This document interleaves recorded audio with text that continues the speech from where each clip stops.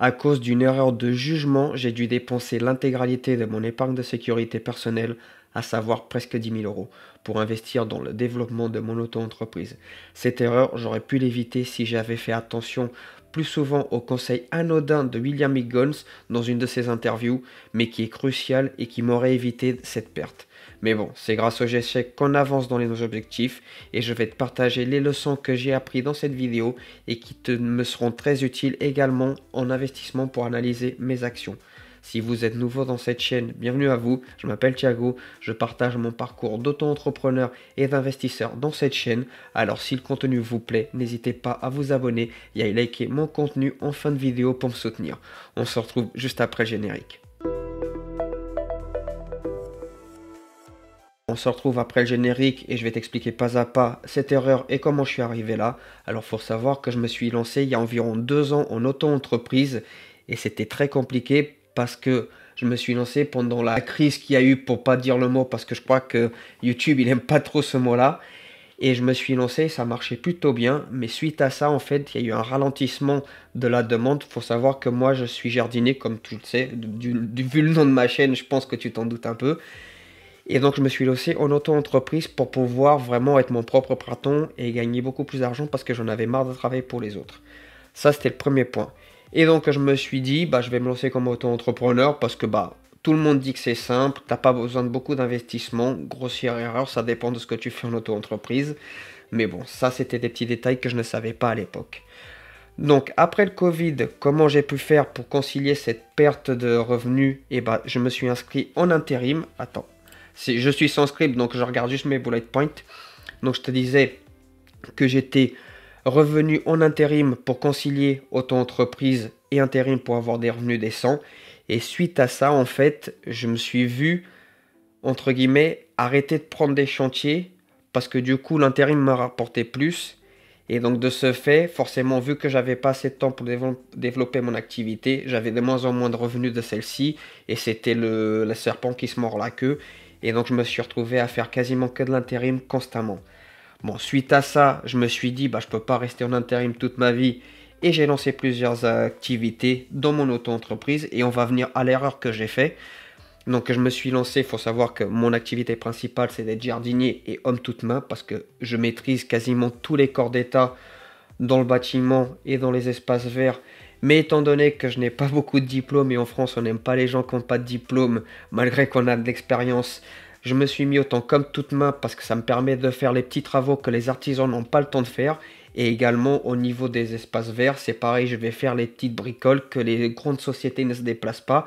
Et étant donné que je travaille pour les particuliers, ça me permet d'avoir un contact beaucoup plus humain avec ma clientèle.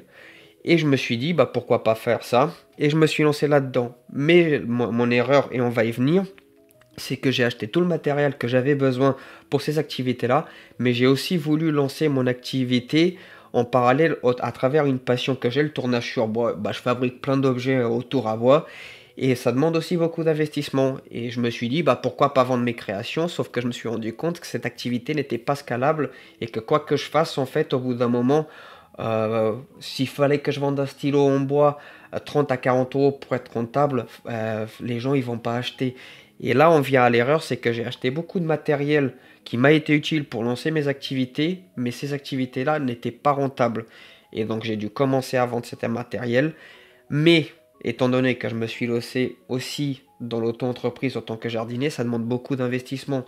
Ça demande des souffleurs, un camion, éventuellement une remorque si tu as emmené les déchets à la déchetterie, une tondeuse, une débroussailleuse, etc. Ça demande énormément de matériel. Et ce matériel-là, en fait, bah, j'encaissais mes clients, mais je me suis dit, cool, une fois que je paye l'URSSAF et tout ça, sachant qu'on nous tape sur les doigts à chaque fois qu'on fait des... Parce qu'il faut savoir où tout est pour tout. Quand tu travailles en auto-entreprise, oui, on te dit que tu as que 25%, etc. de charges sociales, ce qui est vrai, mais il faut savoir qu'en fait, quand tu déclares tes revenus, en fait, c'est sur ton chiffre d'affaires. Ça veut dire qu'en tout et pour tout, au total, on te prend quasiment 50% en fait de ce que tu gagnes. Sur 1000 euros, je ne touche que 500 par exemple. Et ça, on ne te le dit pas en fait lorsque tu te lances en auto-entreprise. Ça, c'était pour la petite parenthèse. Et étant donné que je me suis lancé dans beaucoup d'activités et que j'ai dû acheter beaucoup de matériel, et bah ce matériel, en fait, je facturais juste ma main-d'œuvre ou les tâches que je faisais. et je n'incluais pas en fait l'amortissement du matériel de mes actifs et de mes passifs au sein de mon auto-entreprise. Alors certes, je ne suis pas une grande société, mais c'est très important d'amortir ces investissements parce que sinon en fait tu te retrouves comme moi à faire l'erreur et donc à devoir dépenser l'intégralité de mon épargne de sécurité pour acheter tout le matériel. Là, ces 5 derniers mois, j'ai dû racheter quasi un camion, les souffleurs, une tondeuse parce qu'elle a lâché au bout de 5 ans, sachant que je l'avais déjà pas dans notre entreprise, mais c'était ma tondeuse personnelle pour chez moi, pour mon jardin. Et donc, étant donné que je devais racheter tout ça, et ben, je me suis retrouvé à tout dépenser parce que techniquement, il fallait que j'ai du matériel pour continuer à travailler. Alors certes, ça va me servir à gagner de l'argent. Je vais pouvoir techniquement renflouer les caisses en faisant des chantiers grâce à cet argent-là, mais c'était des dépenses que j'aurais pu amortir et donc j'ai regardé sur internet comment faire et si je les avais amortis sur mes devis tout de suite dès que j'ai commencé, je n'aurais pas eu cette perte.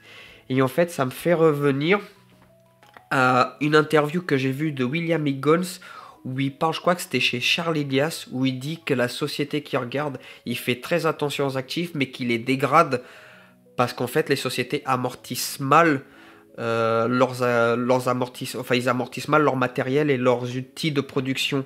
Et en fait, c'est lorsque j'ai dû dépenser beaucoup d'argent que je me suis rendu compte et que cet argument-là et ce conseil-là a fait tilt dans ma tête et je me suis dit, mais mince, une phrase aussi anodine, elle est tellement importante et ça va me servir aussi.